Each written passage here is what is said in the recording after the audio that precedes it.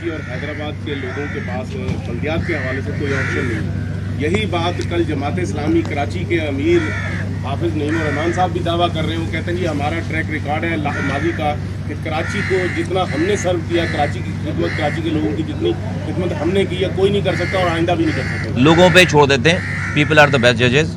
میں ان کی بات پر کامنٹ نہیں کرنا چاہتا. ان کا پورا حق ہے اپنی بات کرنے کا. Action speaks louder than word. کوئی ابھی ایسا آدمی نہیں ہے جو کہے کہ میں نے کر کے دکھایا. میں وہ ہوں جو کہہ سکتا ہے کہ میں نے کر کے دکھایا. آپ جن کا نام لے رہے ہوں کسی اور کے کام کی بات کریں, وہ تو دنیا سے چلے گئے.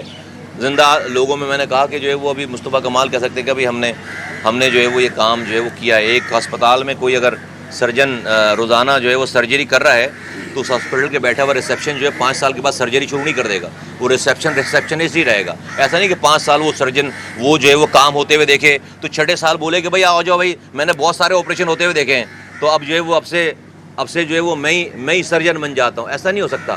جو ریسیپشنسٹ ہوگا وہ جو ہاتھ سے کام کرنے والا سرجن ہوگا ڈاکٹر, اس کو وہی سرجن ہوگا نا, ظاہر سی بات ہے. تو بالکل جو ہے وہ لوگوں کو اپنا حق ہے سارا. لیکن میں سمجھتا ہوں کہ میں کیا سمجھتا ہوں اس کے علاوہ کوئی اور ہے نہیں. آخری 2005 سے 2010 تک جو ہے یہ شہر ہمارے ہاتھوں سے بنا ہے.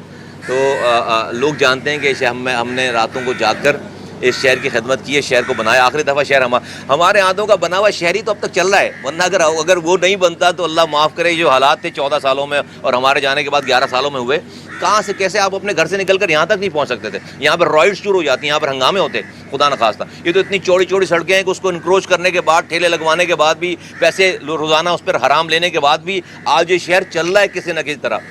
لوگ گزر جاتے ہیں, آ جاتے ہیں. اینی وے اس کو ٹھیک کریں گے انشاءاللہ تعالی. بہت شکریہ. اچھا, اگر رزلٹ چاہتا ہے لوکل باڈیز کا اور آپ لوگ زیادہ سیٹیں بھی لے لیتے ہیں, کولیشن کی ضرورت پڑتی تو کس پارٹی کو سب سے بات سب سے ہو سکتی ہے. جو بھی ہمارے ایجنڈے پہ جو ہمارا دیکھیں میں نے بہت پہلے بھی یہ والی بات کی, میری کسی سے کوئی ذاتی لڑائی نہیں ہے. میری کسی سے ہم نے کوئی دشمنی بھی نہیں کر رکھی. میں نے کہا کہ تین آئینی ترامیم پاکستان کے لیے لازم و ملزوم ہے. میں آپ کے سامنے پیپلز پارٹی کو کرٹیسائز کرتا ہوں. کل پیپلز پارٹی اس والی بات پہ تیار ہو جائے, میں اسے الحاق کر لوں گا, انکنڈیشنل سپورٹ کر دوں گا.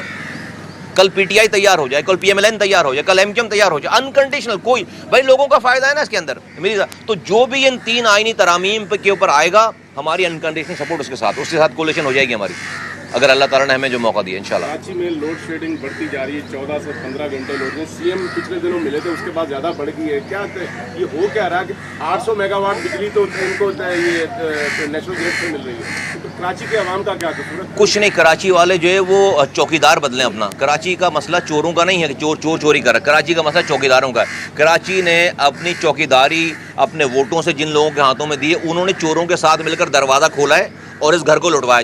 جس گھر کا چوکیدار چوروں سے مل جائے اس گھر کو کوئی لٹنے سے بچا سکتا ہے. تو 40 سالوں سے اس کی چوکیداری جو ہے وہ جن لوگوں کے پاس ہے, انہوں نے شہر کو لٹوایا ہے بار بار. کچھ نہ یہ سب ٹھیک. میں ابھی آپ کو حل بتا دیتا ہوں. میں نے پہلے بھی بتایا کہ بھائی ملٹیپل لائسنسز آپ کو دینے ہیں ہر حال میں.